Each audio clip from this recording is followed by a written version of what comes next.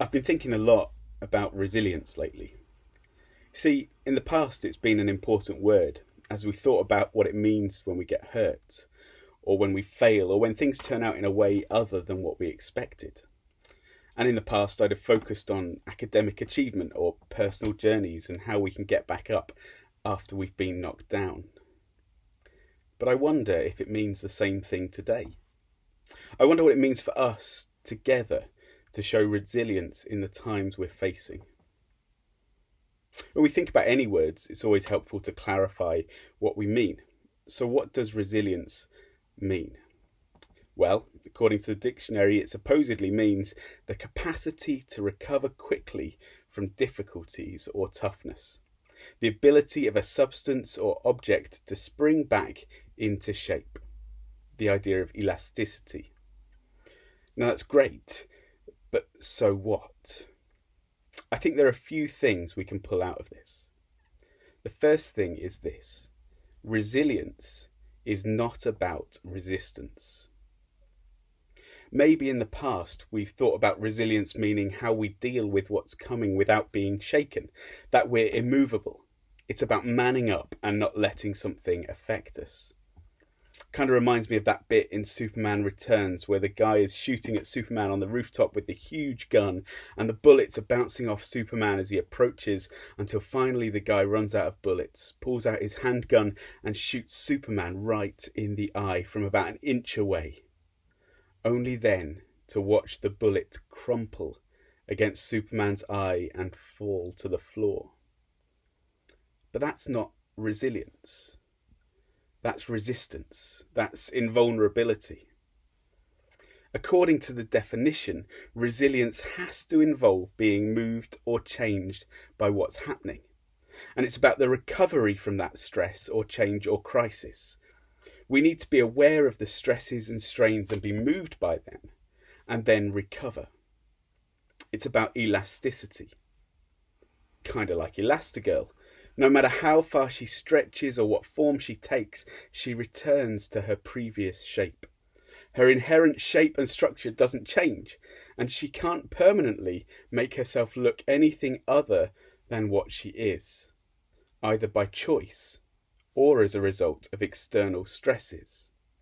There's that scene in Incredibles 2 where she appears to be questioning her figure and wants to change her normal state, but she always returns to her previous form. That is resilience, if it's about elasticity and being stretched under pressure and returning to where we were. But I'm not convinced that's what it's all about. I think I prefer more of a sporting term, which suggests something slightly different in my mind.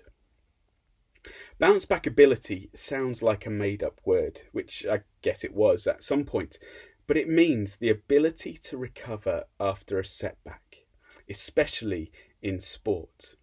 Now, admittedly, on first glance, they appear to be saying the same thing, but let's dig a little deeper, because the aim of sport is to win. You might have been taught that it's the taking part that counts, but there is something inherent in competition, that the purpose is to be the best, to triumph. Sport is about winning. And yet, I don't always have that same focus in everyday life. I can be guilty of wanting to stay the same and to maintain the status quo. I don't want to upset the balance of what I have. I don't necessarily want to be better.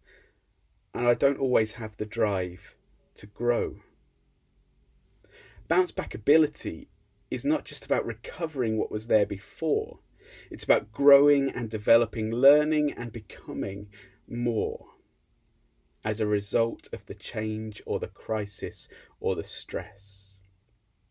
I've already made one superhero reference and two film references, but I don't think it'd be right to talk about resilience without drawing on another geek reference from the DC universe, and we can have an argument later as to why DC is better than Marvel.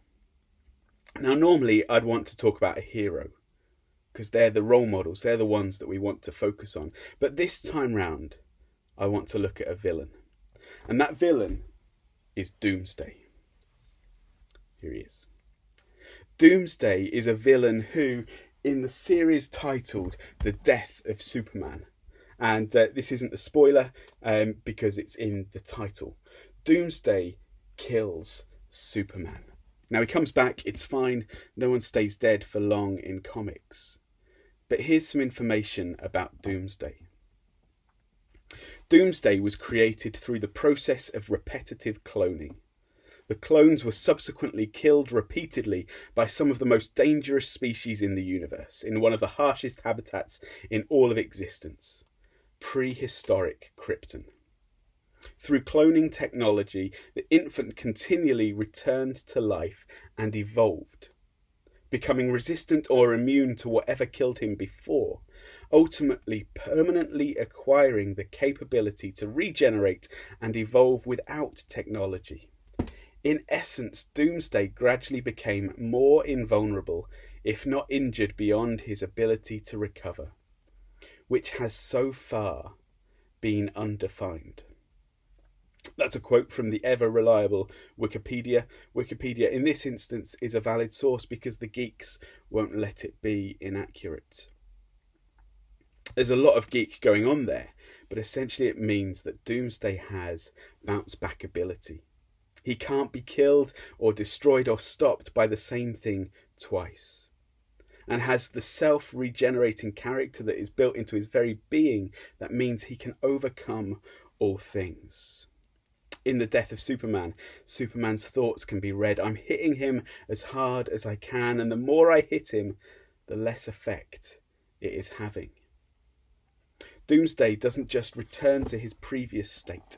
He learns, he grows, he becomes less susceptible to what hindered him before, and this is what helps him to achieve his goal and his purpose in life.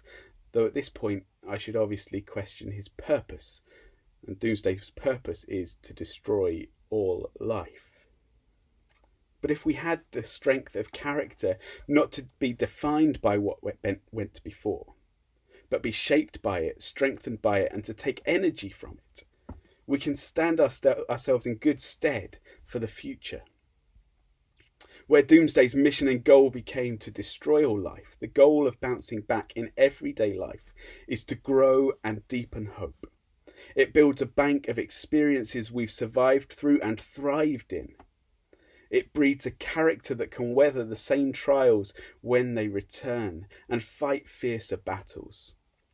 Akin to that old adage, what doesn't kill you makes you stronger. It's about what changes and fruit are produced in us through the outside stresses that we face, and how we move positively into the future. Or to quote the Bible from 2 Corinthians chapter 4, we are troubled on every side, yet not distressed. We are perplexed, but not in despair, persecuted, but not forsaken, cast down, but not destroyed.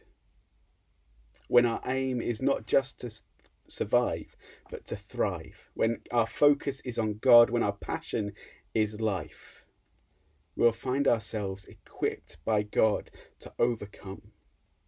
We will find ourselves enrobed in bounce-back ability, because through him we are more than conquerors, and we will not be crushed by crises, destroyed by disaster, or found hopeless.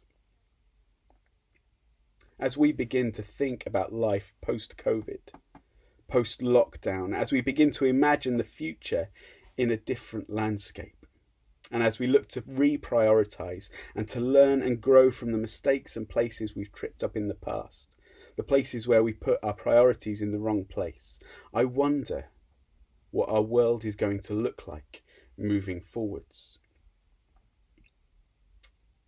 We don't just have resilience. We don't just have resistance. We have bounce-back ability. And as we explore what it means for us, I wonder, what's caused you to develop a resilience or a bounce-back ability so far in our current crisis? What experiences have you learned from, and will you endeavour not to be knocked down by again?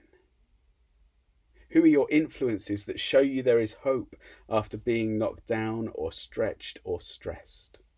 And how are you going to continue to grow moving forwards? I want to finish with a prayer that's attributed to Bruce Lee.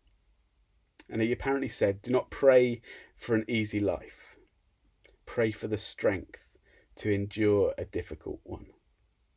May we know the purpose that comes through life in Jesus. May we know that we, with him at our side, can bounce back. May we grow and learn what it is to live life in all its fullness, moving forwards. Amen.